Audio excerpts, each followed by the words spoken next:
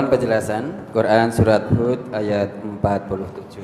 Dibaca ayatnya, ayat 47. Quran surat Hud. Quran surat Hud surat ke-11 ayat 47. Qala rabbi inni a'udzubika an as'alaka ma laysa li bihi 'ilm wa illa taghfirli wa tarhamni akum minal khasirin. Nuh berkata, ya Tuhanku, sesungguhnya aku berlindung kepada Engkau dari memohon kepada Engkau sesuatu yang aku tidak mengetahui hakikatnya, dan sekiranya Engkau tidak memberi ampun kepadaku dan tidak menaruh belas kasihan kepadaku, niscaya aku akan termasuk orang-orang yang merugi. Ini pertobatan Nabi Nuh kepada Allah. Kisah Nabi Nuh di dalam Quran surat Hud itu dimulai dari ayat 25 sampai ayat 48. Nanti kalau Bapak Ibu ingin mengetahui kisah Nabi Nuh dalam Quran surat Hud, nanti di rumah bisa nanti dibaca, dipahami ayat 25 sampai 48. Kalau kisah Nabi Nuh itu kita minta beliau Ustadz Marjono membacakan, khawatir kecapean nanti. Karena dari ayat 25 sampai ayat 48. Ayat 47 itu bentuk penyesalan, bentuk pertaubatan Nabi Nuh kepada Allah. Yang mana karena ketidaktahuan Nabi Nuh saat beliau mengetahui putranya mati tenggelam karena banjir, mati tenggelam beserta orang-orang yang kafir kepada Allah, maka secara manusiawi Nabi Nuh merasa bersedih hati, sehingga saat mengetahui putranya tenggelam bersama orang-orang kafir, Nabi Nuh memohon kepada Allah di ayat 45-nya. Wa nada Nuhur rabbahu faqala rabbi inna bni min ahli wa inna wa'dakal haq wa anta ahkamul hakimin. Itu dimulai lebih detailnya dari ayat 42 saat terjadi dialog antara Nabi Nuh dengan putranya. Wa yatajri bihim fi maujin kal jibal wa nada Nuhu ibnahu wa kana fi ma'zilin ya bunayyar kam ma'na wa la takum ma'al kafirin. Dan bahtera itu, kapal itu membawa mereka, Nuh dan umatnya, berlayar di atas ombak yang menggulung laksana gunung, saking tingginya ombaknya. Di saat itu Nabi Nuh mengajak putranya.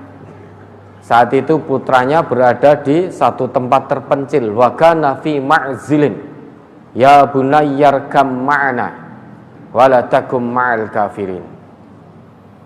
Wahai ananda sayang, naiklah bersama kami dan janganlah kamu bersama orang-orang yang kafir menentang Allah.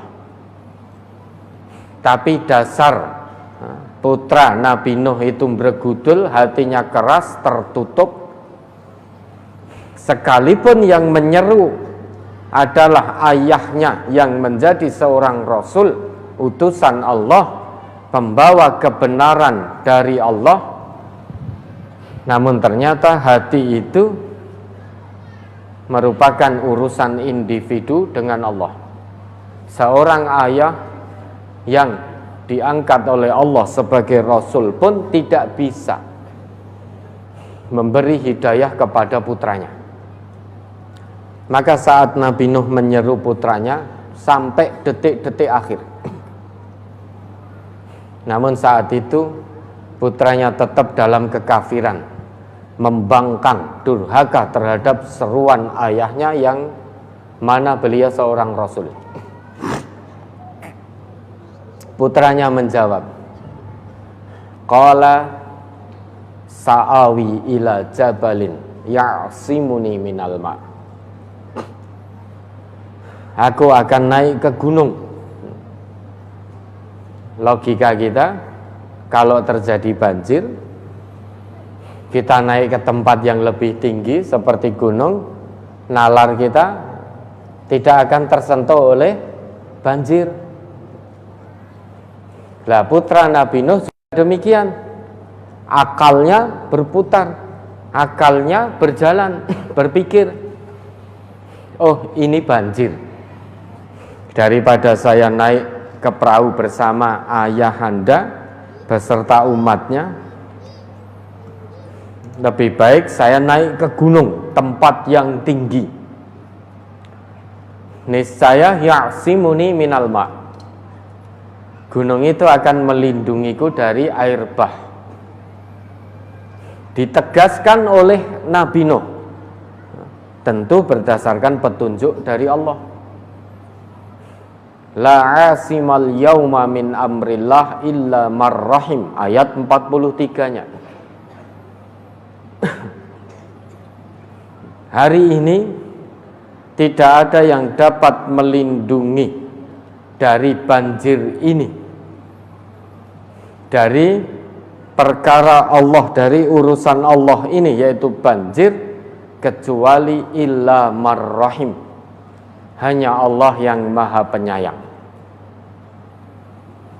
Di tengah-tengah terjadi dialog antara Nabi Nuh dengan putra beliau, wa hala bainahumal mauju fakana minal mughraqin. Ombak besar menjadi penghalang antar keduanya, sehingga Nabi Nuh dan putra beliau dipisahkan oleh ombak besar yang datang menggulung. Fakana minal mughraqin, maka putra Nabi Nuh tenggelam, mati tenggelam bersama orang-orang yang kafir. Melihat kenyataan itu, Nabi Nuh, meski beliau seorang rasul, seorang nabi, namun secara manusiawi, saat beliau melihat darah dagingnya, kulit dagingnya, buah hatinya tenggelam bersama orang-orang kafir, mati tenggelam bersama orang-orang kafir, mati dalam azab Allah, sengsara dunia, sengsara akhirat, secara manusiawi beliau bersedih. Maka di ayat 45-nya beliau memohon kepada Allah agar Allah menyelamatkan putranya. Wa nada Nuhur rabbahu faqala rabbi inna bani min ahli wa inna wa'dakal haq wa anta ahkamul hakimin. Dan Nuh memohon kepada Tuhannya, yaitu Allah, seraya mengucap, seraya berkata, Rabbi, wahai Tuhanku, inna bani min ahli, sesungguhnya anakku bagian dari keluargaku, wa inna wa'dakal haqq, dan sesungguhnya janjimu itulah yang benar, wa anta ahkamul hakimin, dan engkaulah hakim yang maha adil seadil-adilnya. Mendengar permohonan Nuh kepada Allah, maka Allah lantas menjawab, dan Allah berfirman, ya Nuh, innahu laisa min ahlik. Wahai Nuh, sesungguhnya meski dia adalah putramu, namun dia bukan termasuk keluargamu yang aku janjikan untuk aku selamatkan. Memang Allah berjanji. Kan tadi Nabi Nuh mengatakan, wa inna wa'dakal haq, sesungguhnya janjimu itu yang benar. Janji Allah itu hanya akan menurunkan pertolongan kepada hamba-hambanya yang beriman. Wa kana haqqan alaina nasrul mu'minin, itu janji Allah. Sedangkan putra Nabi Nuh tadi, sekalipun dia anak seorang nabi, putra seorang rasul, namun menurut Allah, innahu amalun ghairu soleh. Anakmu termasuk, bukan termasuk, tidak termasuk yang aku janjikan untuk aku selamatkan. Meskipun itu anakmu. Kenapa? Innahu amalun ghairu soleh. Karena anakmu berbuat tidak baik, tidak menjawab seruanmu, tidak tunduk patuh kepadaku, membangkang durhaka kepadaku dan kepadamu sebagai utusanku. Maka sekalipun itu anakmu, sekalipun itu putramu, namun ketahuilah Nuh, anakmu telah berlaku ghairu soleh, berbuat yang tidak baik, maka dia tidak termasuk yang aku selamatkan. Karena janji Allah, yang diselamatkan hanya orang yang beriman, yang berada di atas bahtera bersama Nabi Nuh. Kemudian Allah tegaskan, oleh karena itu, fala tas'alni ma laisa laka bihi ilmun.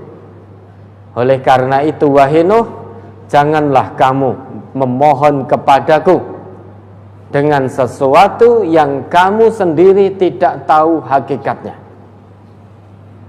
Karena hakikat anakmu, sungguh anakmu akan sengsara. Di dunia menerima azab dari Allah, di akhirat mendapatkan siksa bertubi-tubi dari Allah berkepanjangan. Maka janganlah kamu memohon kepadaku dengan sesuatu yang kamu tidak tahu hakikatnya. Meskipun secara manusia Nabi Nuh tadi merasa bersedih, dalam bahasa Jawa grantes, melihat anaknya mati dalam kekafiran, sengsara dunia, sengsara akhirat. Maka beliau sebagai seorang rasul mencoba memohon kepada Allah agar putranya diselamatkan dari siksaan akhirat. Maka ditegaskan oleh Allah, jangan kamu meminta kepadaku, jangan memohon kepadaku tentang sesuatu yang kamu tidak tahu hakikatnya. Wa inni a'iduka alla takuna minal jahilin, dan sungguh aku, kata Allah, memberi pengajaran kepadamu wahai Nuh, agar kamu tidak menjadi orang yang tidak berpengetahuan. Karena Nabi Nuh diangkat oleh Allah sebagai nabi, seorang rasul, maka Allah berikan pengajaran agar beliau tidak menjadi orang yang tidak berpengetahuan.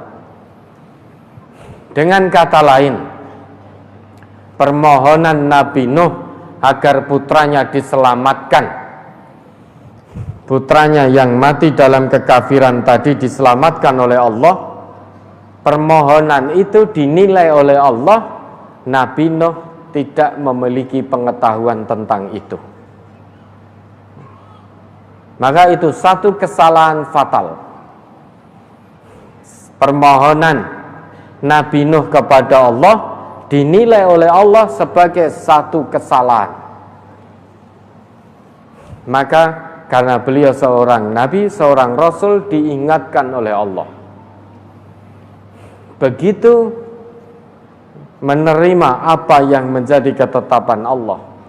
Karena Nabi Nuh seorang rasul, beliau langsung bertobat menyadari kekeliruannya, menyadari kesalahannya. Nah, bentuk pertobatan Nabi Nuh itulah yang diabadikan oleh Allah dalam Quran surat Hud ayat 47 itu. Ya, Nabi Nuh ngendika, Nabi Nuh mengatakan, qala rabbi, wahai Tuhanku, inni a'udzubika an as'alaka ma laisa li bihi ilmun wa illa taghfirli wa tarhamni akum minal khasirin. Wahai Tuhanku, sesungguhnya aku berlindung kepadamu dari memohon kepadamu sesuatu yang aku tidak tahu hakikatnya. Dan jika engkau tidak ampuni aku, wahai Tuhanku, dan tidak rahmati aku, tidak kasihani aku, niscaya aku termasuk orang-orang yang rugi. Itu Nabi Nuh. Begitu menyadari kekeliruannya, karena itu ketetapan Allah. Ketetapan Allah itu ketetapan tertinggi. Siapapun tidak bisa menolak, siapapun tidak bisa menawar, sekalipun itu seorang Rasul. Tidak punya hak apapun, tidak punya kewenangan apapun untuk menawar, untuk menolak apa yang menjadi ketetapan Allah. Kewajiban beliau tidak lain dan tidak bukan hanya taslim kepada ketetapan Allah, sekalipun itu anak beliau. Ini ibrah, pelajaran yang sangat istimewa yang bisa kita ambil sampai Allah abadikan dalam Al-Quran.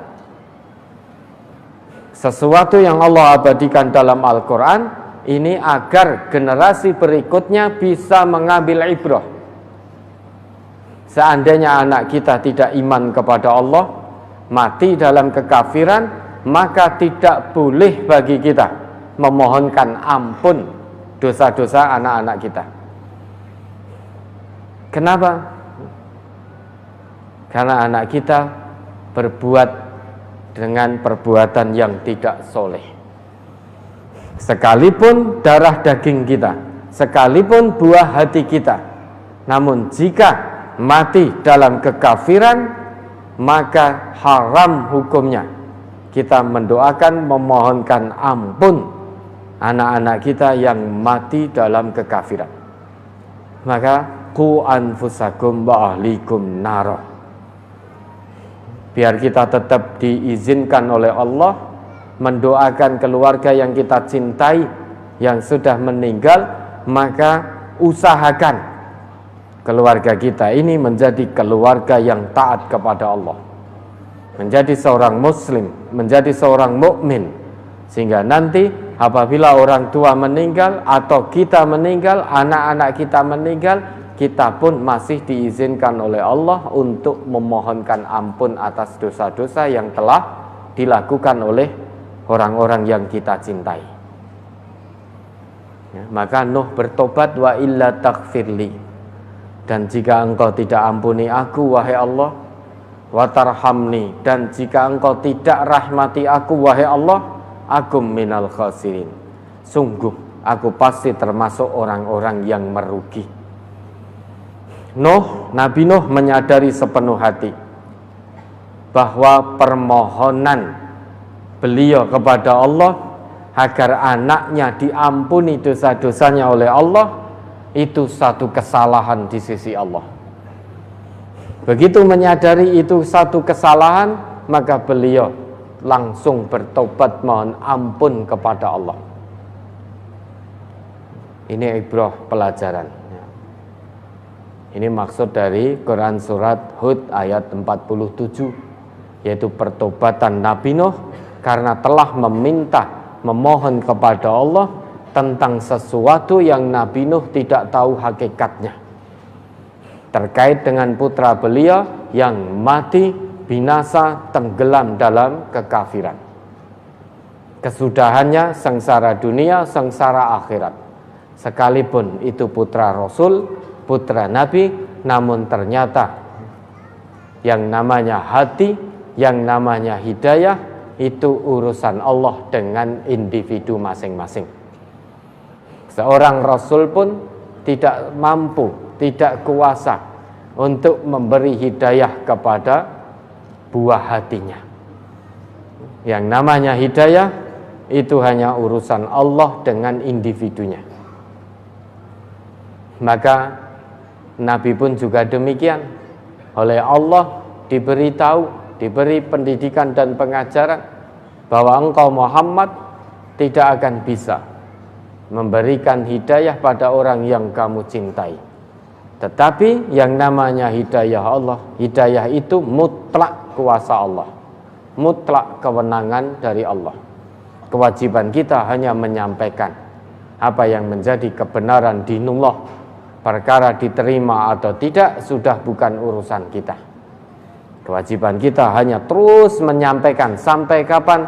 Selama hayat masih dikandung badan, selama keluarga kita juga masih diberi nyawa oleh Allah, mengacu pada kisah Nabi Nuh sampai detik-detik terakhir. Begitu pula mengacu pada kisah Nabi Muhammad yang berusaha mengajak paman beliau Abu Thalib hingga detik-detik terakhir. Namun sampai meninggal pun paman Nabi yang bernama Abu Thalib yang senantiasa membela Nabi dari intimidasi kaum musyrik, kaum kafir Quraisy, meski membela dakwah Nabi, namun ternyata sampai meninggalkan dunia yang fana, sampai akhir hayat beliau tidak mau menyatakan keimanannya kepada Allah dan juga kepada Rasulullah. Maka selama hayat masih dikandung badan, selama itu kita berusaha untuk mengajak keluarga kita taat, tunduk, patuh kepada Allah, biar kita tidak menyesal di kemudian hari. Ada anggota keluarga yang kita cintai meninggal dalam keadaan tidak beriman kepada Allah, sehingga kita dilarang oleh Allah memohonkan ampun atas dosa-dosa yang telah dilakukan. Lebih-lebih yang meninggal adalah anak-anak kita, meninggal dalam kekafiran, na'udzubillah. Ya, ada lagi.